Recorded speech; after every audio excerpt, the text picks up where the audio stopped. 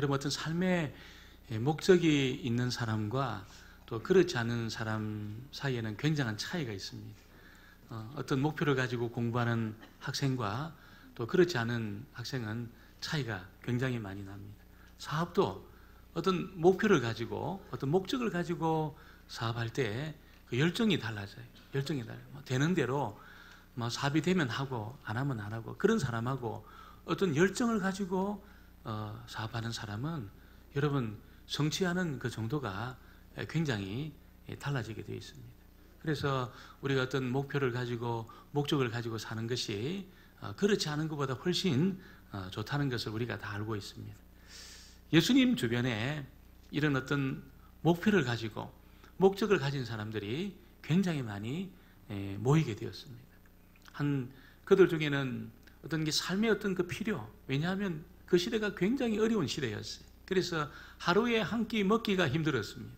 그래서 예수님에게 오면 정말 우리가 이 끼니를 해결을 받을 수 있구나. 그래서 많은 사람들이 예수님에게 그 어떤 끼니에 대한 이 열망을 가지고 어떤 그 필요가 채워지는 그런 소망을 가지고 예수님께 많이 모이게 되었습니다. 그래서 그 무리가 수천 명 정도가 아니고 수만 명이 모였습니다. 예수님 주변에 수만 명의 사람들이 모였습니다. 그들 중에는 어떤 정치적인 어떤 목적이 있는 사람도 있었습니다. 왜냐하면 예수님이 행하시는 그 기적, 예수님이 행하시는 권능을 보니까 이 대단한 겁니다. 어떤 누구도 가질 수 없는 그런 위대한 권능을 예수님이 가지고 있는 것을 보고 저분이 정말 깃발을 든다면 우리가 이 로마를 몰아낼 수 있겠구나. 저분이야말로 우리가 기다리는 메시아다.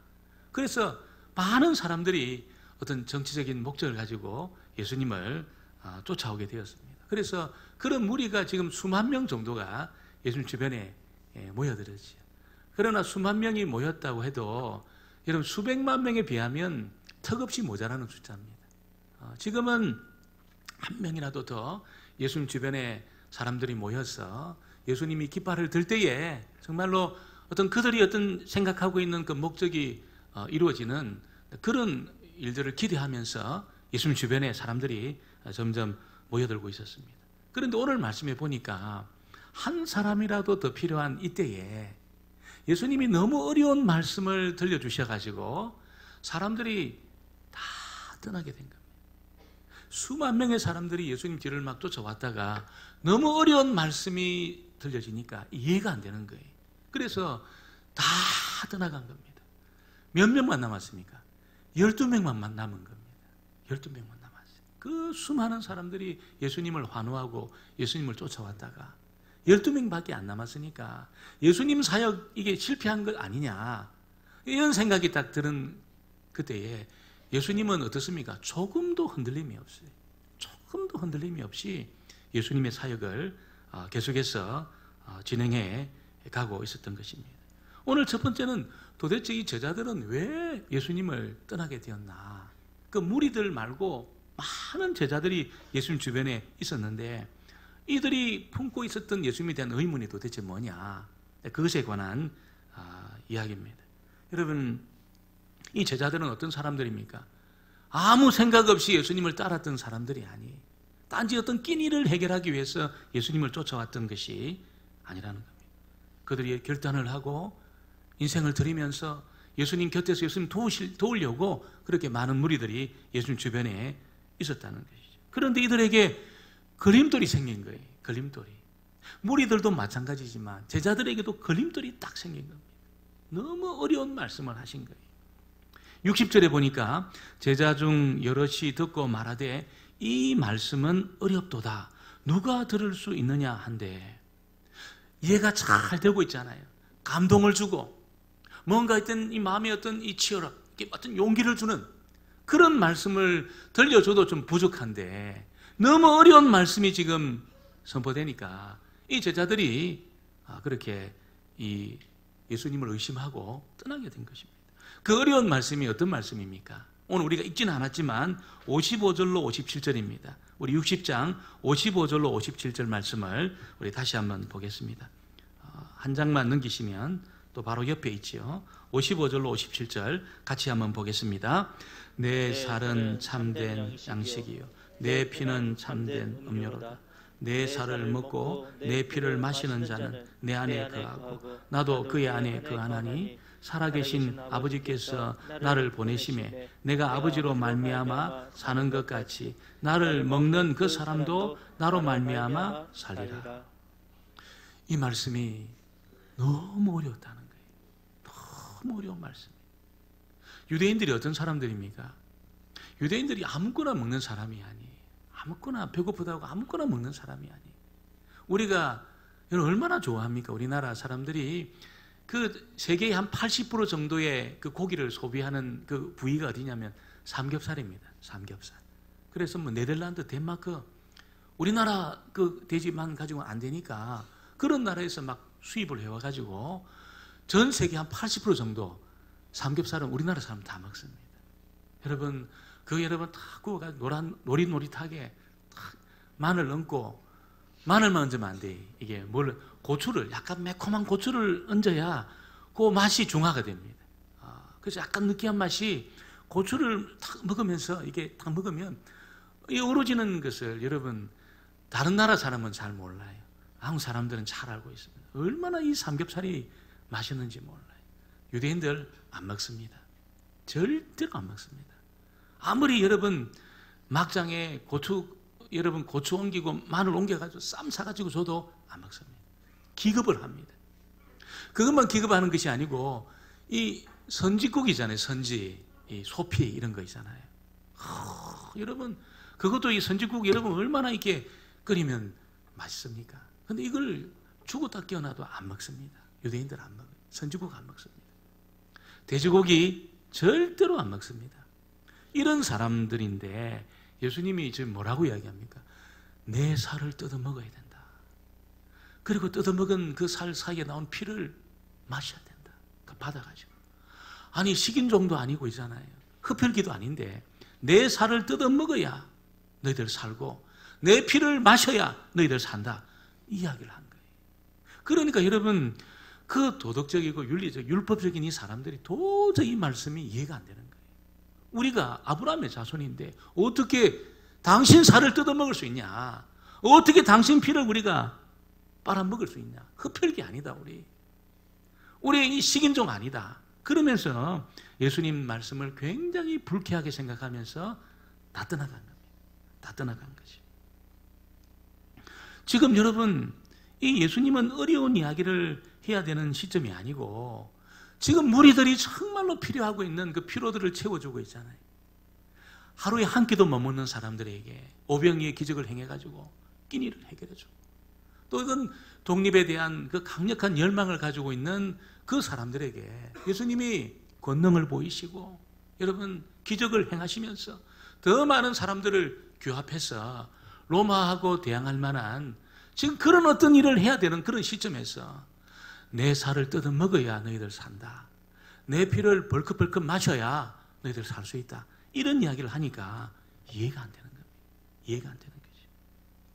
여러분 예수님이 이런 말씀을 하신 이유가 어디 있을까요? 왜 이 말씀을 하십니까? 도대체 이 시점에 왜 살을 뜯어먹고 피를 마셔야 된다고 이 어려운 말씀을 들려주고 있습니다.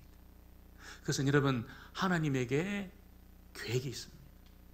그것도 구원에 관한 계획이 있는데 이 구원의 계획은 그냥 계획으로 끝나면 안 되고 이 땅에서 반드시 성취되고 이루어져야 하는 그런 계획이 있었어요.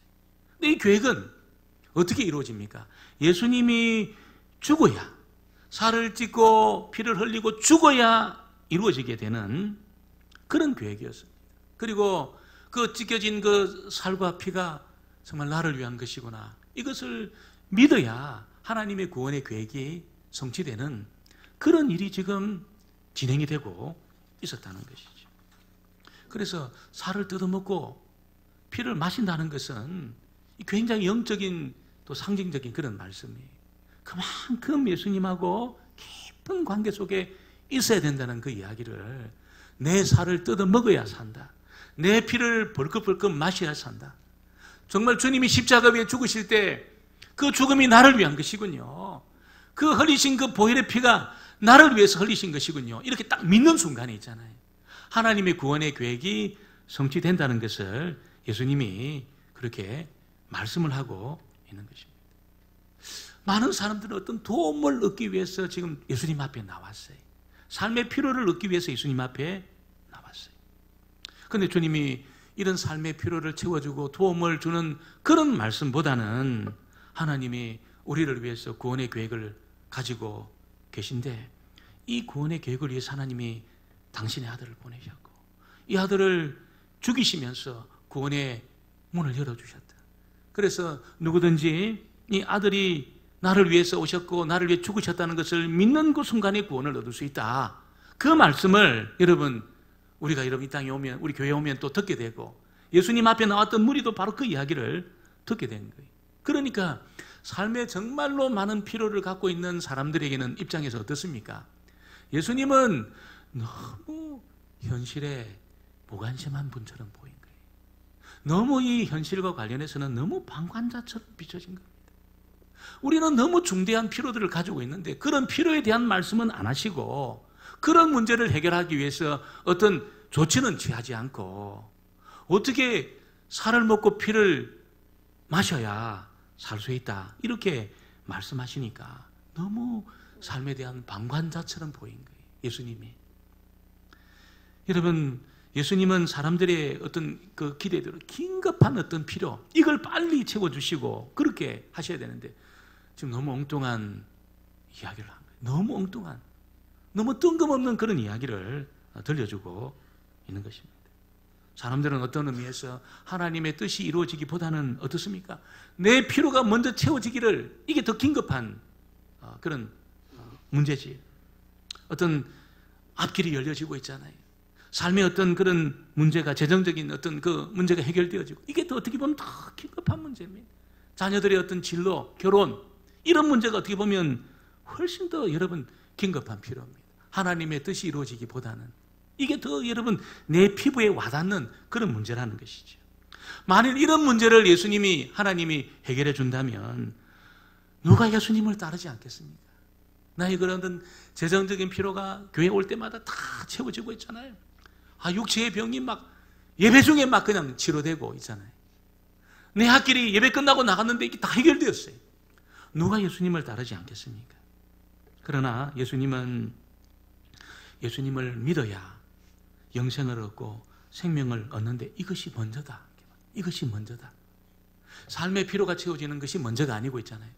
예수를 믿어서 영생을 얻는 일이 먼저다. 이렇게 말씀을 하고 있습니다. 여러분, 이 순서를 저와 여러분이 잘 이해를 하고 우리 영혼이 먼저 구원을 받고 영생을 얻는 여러분, 그 일을 통해서 이 나머지 것들이 해결되어지는 이 은혜를 경험하게 되기를 주의 이름으로 축원합니다. 오늘 두 번째는 예수님이 이 살리는 것은 영이라고 말씀을 하시면서 제자들에게, 이 어려워하는 제자들에게 이 말씀을 다시 설명을 하고 있습니다. 60절로 62절에 보니까 제자 중 여럿이 듣고 말하되 이 말씀은 어렵도다. 누가 들을 수 있느냐 한데 예수께서 스스로 제자들이 이 말씀에 대하여 수근거리는 줄 아시고 이르시되 이 말이 너희에게 걸림이 되느냐? 그러면 너희는 인자가 이전에 있던 곳으로 올라가는 것을 본다면 어떻게 하겠느냐? 살을 뜯어먹고 피를 마시는 그것보다 더 충격적인 사건이 뭡니까? 죽었던 자가 살아나는 겁니다. 죽었던 자가 살아나서 성천하는 겁니다. 부활과 성천과 하나님의 보좌에서 다스리는 이 통치하는 이것은 여러분 살을 뜯어먹고 피를 마시는 것하고는 차원이 다른 너무나도 놀라운 일이죠. 너무나도 놀라운 일. 완전히 죽어버린 자가 살아났어. 살아난 그분이 다시 하나님의 보좌 앞으로 성천하에 올라간다는 것을 본다면 너희들 어떻게 하겠느냐? 그 말씀을 지금 예수님이 하고 있는 것입니다. 여러분, 죽음에서 부활하고 마귀의 세력을 이기고 영광을 얻어서 하나님의 보좌 우편에 앉는 일은 살을 먹고 피를 마시는 것보다 훨씬 이게 어려운 일, 비교도 안 되는 일이란 거예요. 그런 일이 일어날 때 여러분, 이 세상은 예수님의 그 통치 아래에 놓여지게 될 겁니다. 예수님이 부활하시고 성천하셔서 하나님의 보좌 우편에서 다스릴 때, 또 그분이 다시 재림하는 그 위대한 사건이 있게 될 때에 나는 예수님하고 상관없다. 나는 예수님 말씀에 동의 안 한다. 나 예수님 거절 별로 필요 없다. 이렇게 말하는 사람도 여러분 전부 하나님의 다스림 속에 놓여지게 되는 그날이 올 것입니다. 내 이해하는 것하고 동의하는 것 상관없이 모든 인생에 여러분 하나님의 다스림을 거절할 수 없는 그런 날이 오고 있다는 것이죠. 예수님은 자신의 말씀과 계획을 반드시 실행할 것이고 하나님의 보좌 우편에서 예수님의 말씀과 계획에 순복하는 자에게 여러분 그들을 여러분 이끄시고 바른 길로 생명의 길로 이끄시는 그런 일을 예수님이 하실 것입니다. 그곳에서 하는 보좌 우편에서 말씀에 순복하고 순종하는 사람에게 뭐 하십니까? 하나님의 성령을 여러분 끊임없이 여러분 계속해서 영원히 그렇게 보내주시는 그런 일을 하신다는 거예요.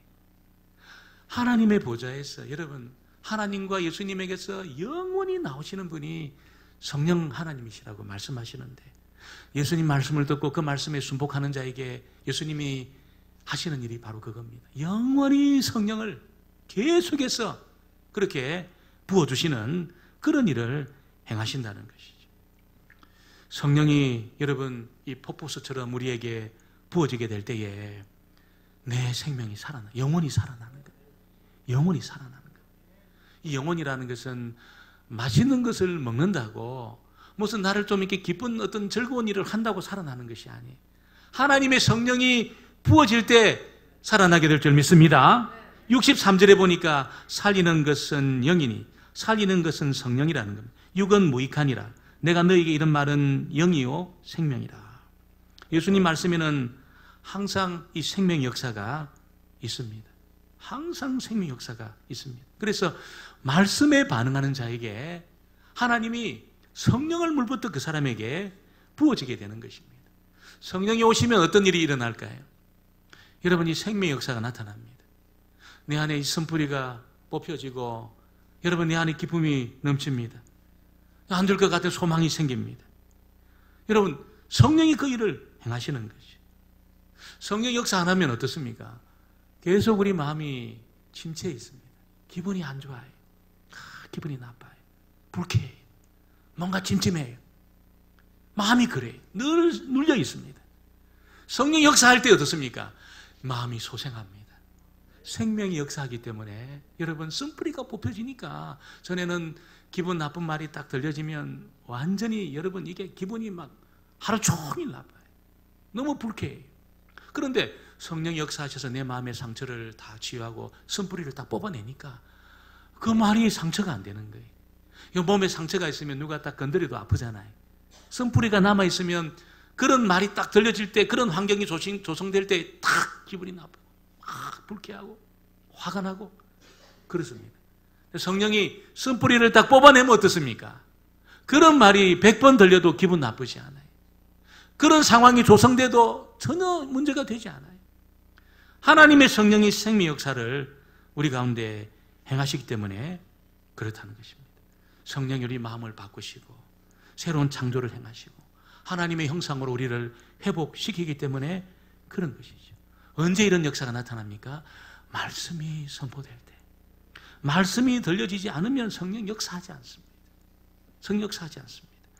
말씀이 선포되면 성령이 그 말씀을 적용을 시키고 그 말씀이 우리 가운데 이루어지도록 역사하는 그 일을 성령께서 행하시는 것이죠. 그래서 지금 예수님의 말씀은 이런 성령의 역사가 현실적인 어떤 필요나 현실적인 문제 해결보다도 훨씬 더 긴급하고 훨씬 더 중요하다는 것을 말씀을 하고 있는 것입니다. 여러분 오늘 저와 여러분에게도 이 말씀이 들려져서 성령이 우리 안에 여러분 마음을 바꾸시고 새로운 창조를 행하시고 하나님의 형상을 회복하시는 이 긴급한 일들을 우리에게 행하게 되기를 주의 이름으로 축원합니다. 이것이 가장 중요하다는 것을 저와 여러분이 고백할 수 있기를 소원합니다. 여러분 하나님이 그래 우리 성령 역사하지 않고 여러분 그렇게 내가 있는 그대로 그냥 내가 생리적인 본성을 가진 사람으로 그렇게 살아가다 보면 이게 긴급한 필요한 것을 느끼질 못해요. 왜냐하면 나는 그냥 그렇게 그냥 내가 내 인생을 관리해서 얼마든지 내 열심으로 내 인생을 풀 수 있다고 생각을 하기 때문에 성령이 오지 않으면 생내적인 본성으로 살아요. 그래서 여러분, 이 생내적인 본성을 가지고 사는 사람은 하나님이 뭐 그렇게 도와주지 않아도 내 인생 괜찮다, 내가 얼마든지 내가 풀 수 있다, 이렇게 생각하는 거예요. 망합니다.